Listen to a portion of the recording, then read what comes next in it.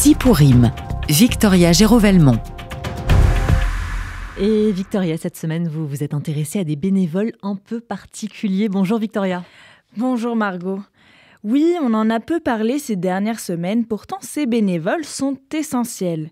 Depuis le massacre du Hamas du 7 octobre, la vie quotidienne des Israéliens a été bouleversée.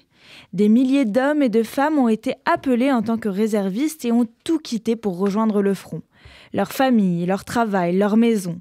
Ce sont en tout près de 360 000 réservistes qui sont allés rejoindre les différentes bases militaires du Nord et autour de Gaza, laissant derrière eux de nombreux postes vacants.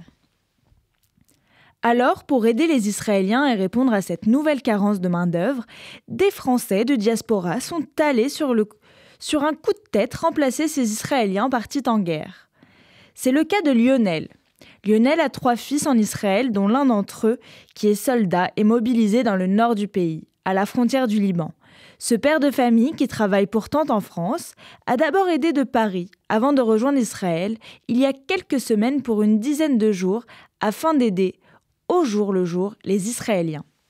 Les militaires sont au front et puis nous, on est derrière à essayer de faire ce que l'on peut pour donner un coup de main où on peut. Donc, c'est ce que j'ai fait de manière un peu désorganisée. Je suis arrivé, je me suis inscrit sur des groupes WhatsApp. En fait, que sur les groupes WhatsApp, on dit, bah tiens, j'ai besoin de 40 personnes. Il y a un message d'un administrateur ou de je sais pas qui, une personne qui a créé une des personnes qui a créé le groupe. Et puis ensuite, sur les différents groupes, vous avez les mêmes demandes qui se recoupent parce que quand vous avez sur un groupe, tiens, j'ai besoin de 40 personnes pour aller aider à préparer des repas dans une cuisine qui a été organisée parce qu'en fait, il y a même des restaurants ou des boulangeries qui ne travaillent plus et ils ont mis à disposition leur cuisine. Et là-dedans, vous avez des mères de famille ou des professionnels qui, toute la journée, préparent des repas parce que bien sûr, les militaires ont de quoi manger. Mais bon, entre les rations, les plateaux repas militaires, d'une part, ou des plats qui sont préparés par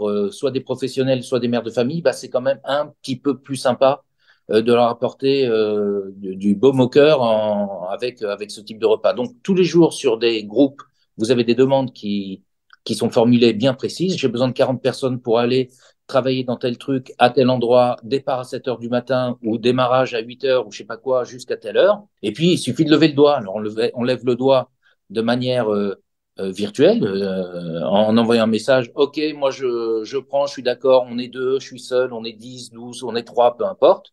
Et puis, les groupes se remplissent comme ça.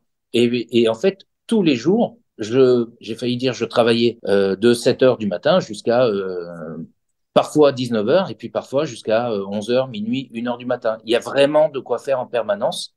Et donc, je ne prévoyais, j'avais pas la possibilité d'avoir une visibilité sur mon programme à la semaine. C'était toujours le jour pour le lendemain. De manière exceptionnelle, j'ai eu une fois un truc pour le surlendemain. Mais sinon, c'est du jour pour le lendemain à chaque fois. Alors on l'entend, Lionel est allé seul en Israël. C'est uniquement grâce au groupe WhatsApp et aux demandes au jour le jour que Lionel parvient à aider les Israéliens sur place. Écoutez comment il les a aidés. Ici, de Paris, j'ai acheté pas mal de choses parce que déjà de Paris, j'ai travaillé dans une association pour essayer de donner un coup de main et donc on envoyait de la marchandise, des fringues, des vêtements, des polaires, enfin tout ce qui peut être d'une part nécessaire et expédiable par avion ou par bateau. Et puis, donc, j'ai pris avec moi quelques valises de ce type d'équipement, des vêtements chauds, des garrots, des lampes torches, enfin, pas mal de choses que j'ai emportées dans mes bagages à main. Et je suis allé, d'une part, donc, les distribuer dans une base, notamment dans la base de mon fils, puisque j'ai commencé par celle-là, tant qu'à faire, mais pas que. Je me suis greffé à d'autres groupes. On organisait le soir des barbecues dans des bases le plus proche possible du front parfois, parce que parfois on pouvait pas aller trop loin, on était bloqué. Et même lorsqu'on pouvait y aller, il fallait pas mal d'autorisation, etc. Donc voilà, donc j'ai fait ce type d'action, si je puis dire. J'ai essayé également d'intervenir dans les champs. Je suis allé donner un coup de main à plusieurs agriculteurs. Une fois c'est pour les fraises, l'autre fois c'est pour des tomates. Enfin, il y a des besoins multiples à tous les niveaux. Et puis parfois, c'était des choses complètement... une mère qui appelle, qui envoie un message sur un groupe, elle a son fils qui est blessé, qui est au front à la frontière du Liban, il faut aller le chercher. Je prends ma bagnole et puis je vais le chercher. Il y en a une autre, elle a préparé je sais pas combien de ralotes avec ses copines. Elles ont fait 500 ralotes, plus je sais pas quoi, pour aller donner aux réfugiés du Sud avec des tables, des tables allongées, avec des vêtements pour les enfants, etc. Bon, j'avais loué une grosse voiture en conséquence, j'avais prévu le coup, parce que c'est pour ça que j'y allais. Hein. J'y allais pas pour aller à la plage. De surcroît, les plages étaient fermées, mais bon, peu importe. Je suis allé également dans des bases avec Sarel pour aller préparer des kits médicaux, pour aller préparer un autre jour des gilets pare-balles. J'y suis retourné à plusieurs reprises. Donc voilà, il y a vraiment de quoi faire, quelle que soit la volonté ou les compétences que l'on a. Mais cette aide, Margot, est parfois totalement organisée depuis la France. Le Fonds social juif unifié, par exemple, notre maison, envoie des bénévoles sur place. Mais c'est aussi le cas de l'UEJF, l'Union des étudiants juifs de France, qui a déjà envoyé une trentaine de bénévoles en Israël depuis le mois d'octobre. Et c'est dans ce cadre-là que Salomé, 27 ans, a quitté Marseille pour Israël. Du coup, ce qu'on a fait là-bas, on était à une association qui s'appelle La Tête. C'est l'équivalent des Restos du Cœur, un peu, c'est l'une des plus grosses organisations du pays. Et en fait, du coup, à cause de la guerre, tu as pas mal de familles qui vivaient proches des frontières, soit de Gaza, soit du Liban, qui ont dû quitter leur maison et qui se retrouvent hébergées ailleurs et qui ont dû tout quitter et qui ont plus grand-chose. Et nous, on préparait des colis pour ces personnes-là. On préparait des colis, on a fait des colis alimentaires, on a fait des colis d'affaires divers, enfin des charpes, des plaids, des couvertures, des trucs comme ça. Et ouais, donc ces colis vont être distribués aux familles qui ont dû quitter leur maison, aux soldats qui, des fois, dans certaines bases, il manque de couverture, il manque de trucs comme ça, et aussi à certains rescapés, à des rescapés de la Shoah. Et donc moi, je suis partie pendant 2 semaines. On avait le choix entre 1 ou 2 semaines. Je suis partie 2 semaines parce que j'avais le temps, j'avais rien d'autre à faire et je me voyais pas revenir. Et aussi, ce qui est cool, enfin, ce qui est cool mais pas cool, c'est que donc on était en auberge à Jérusalem. Et en fait, Jérusalem, pour le coup, niveau bombe, ça craint pas. En 2 semaines, on n'a pas une seule sirène. Ce qui craint là-bas, c'est les attaques au couteau, mais c'est pas les bombes. Donc, du coup, tu as énormément de familles qui habitaient près de Gaza, dans les kibboutz et tout, qui ont été relogées à Jérusalem par le gouvernement dans des auberges. Et donc, en fait, dans notre auberge, hormis notre petit groupe de Français, c'était que des familles relocalisées. Des familles, soit des survivants, soit des gens qui habitaient vraiment à côté de Gaza et tout. Et du coup, des fois, on passait des moments avec eux dans la cuisine. Franchement, on a eu des beaux moments. Non, c'était vraiment trop bien. Ça m'a fait du bien, ça m'a fait du bien d'être là-bas. En fait, ce départ est aussi et surtout lié au sentiment d'impuissance que ressentait Salomé en France depuis le 7 octobre.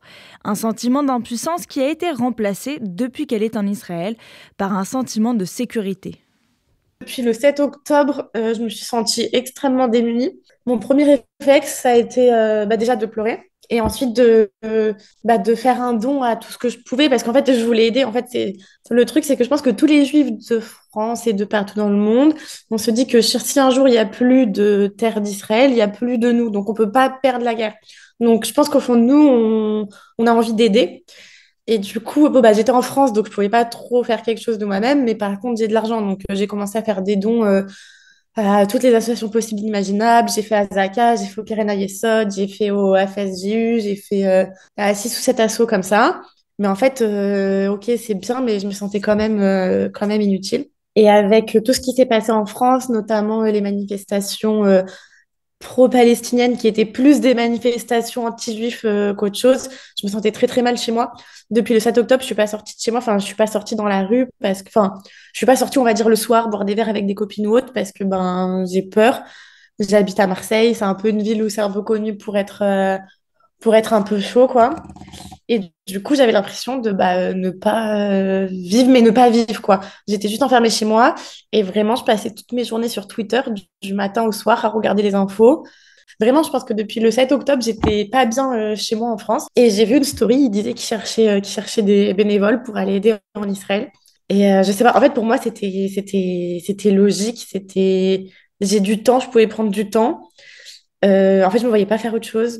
Et en vrai, au début, mon premier réflexe, ça a été d'avoir peur. Parce que du coup, bah, nous, depuis la France, on sait que les informations qui nous viennent. Et en fait, c'est pas les informations positives qui nous viennent. On sait juste qu'il y a tant de morts, il y a eu encore une attaque aujourd'hui, il y a eu tant d'alertes à la sirène, tant de bombes, ils ont retrouvé encore tel corps, etc. Donc, j'avais peur. Mais en fait, j'avais aussi peur en France, avec tous les débordements qu'il y a eu, enfin, les étoiles juives sur les maisons, la dame agressée à Lyon, l'histoire du drapeau au balcon à Marseille, enfin.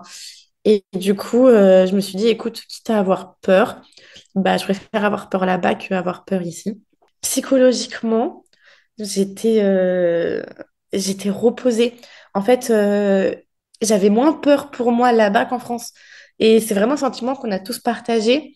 C'est que du coup, là-bas, on pouvait tous être nous-mêmes. Enfin, tu sais, depuis le 7 octobre, je pense qu'il y a beaucoup de gens qui n'osent pas parler, qui mettent pas sur les réseaux sociaux, quand il y a les conversations, enfin, si tu es dans un, je sais pas, si tu es à table avec des collègues de ton entreprise et qu'il y a des non-juifs, ce qui arrive 99% du temps, et ben, t'abordes pas le sujet parce que ça allait mal vu, parce qu'Israël est mal vu, parce qu'on a bien vu ce qui se passe dans les infos, etc., etc. Et cetera. Et en fait, ça m'a fait tellement du bien là pendant 2 semaines de bah, juste d'être moi-même en fait et d'être là-bas et je me sentais en sécurité. Vous l'entendez, Salomé avait ce sentiment d'insécurité en France et ce voyage lui a permis de dépasser ce sentiment. Et à peine rentrée, Salomé a décidé qu'elle repartirait dans quelques jours.